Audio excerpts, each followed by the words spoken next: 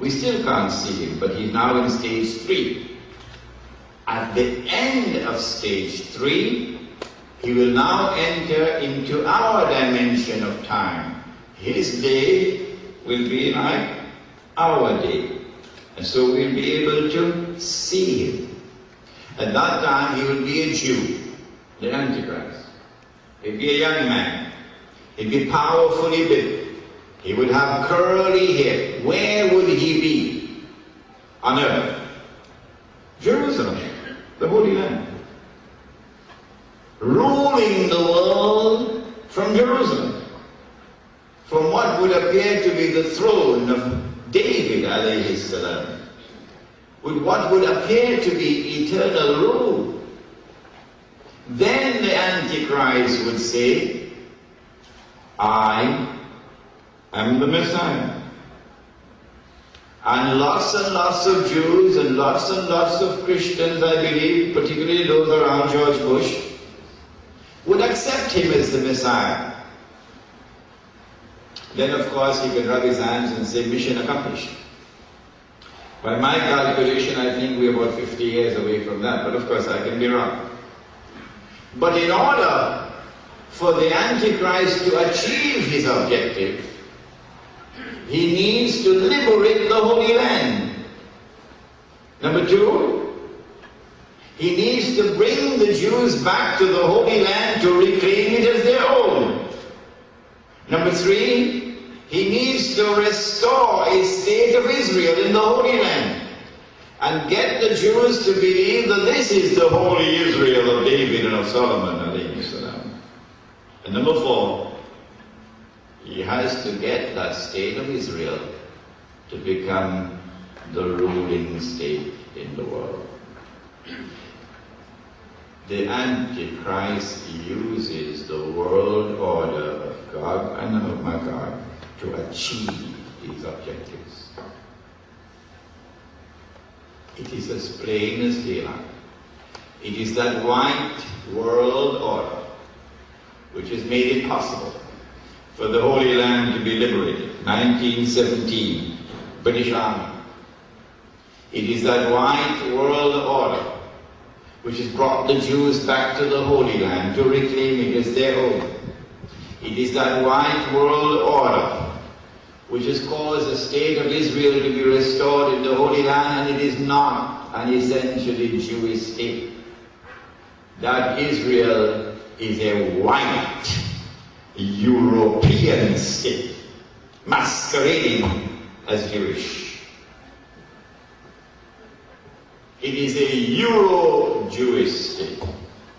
The Jews who are our cousins, the Jews who are of Semitic origin, not European origin, those Jews are second-class citizens in Israel. And those Jews are constantly complaining about racial discrimination against them in Israel by the white Jews. And it is that white world order which is now poised, the world order of Gog and Magog, which is now poised to deliver to Israel the rule over the whole world. We have said in previous lectures that there is an uncanny similarity between an act of terrorism which occurred in the summer of 1914 and which paved the way for the First World War, which delivered the liberation of the Holy Land for the Jews. The summer of 1914. An uncanny similarity between that act of terrorism and September the 11th. We say that the same people who planned and executed the attack of the summer of 1914 are the same people who planned and executed the attack of September the 11th. The purpose for the September the 11th attack is to allow events to unfold in such a way that Israel can eventually wage a big war And when Israel wages the big war, the territory of the state of Israel will expand dramatically. How big? From the river of Egypt to the river Euphrates. From the river of Egypt to the river Euphrates. Does it sound familiar? Does it sound familiar? From the river of Egypt to the river Euphrates. That's false. Is there in the Bible? Yes, but it's false. The Holy Land does not extend from the river of Egypt to the river Euphrates, and the Quran confirms that. The Holy Land is what is today called Palestine. When Israel wages that big war, Israel then sees the Suez Canal. Israel will seize the oil of the Gulf. And Britain and the United States will stand firmly behind Israel, Blair and Bush. At that time, the US dollar collapses. At that time, the US economy collapses. At that time, Israel stakes her claim to be the ruling state in the world. Not appear to be an aggressor. And not appear to be an aggressor. Israel must be able to present to mankind an image of a state which is under siege, a state which is facing a tremendous threat to its existence.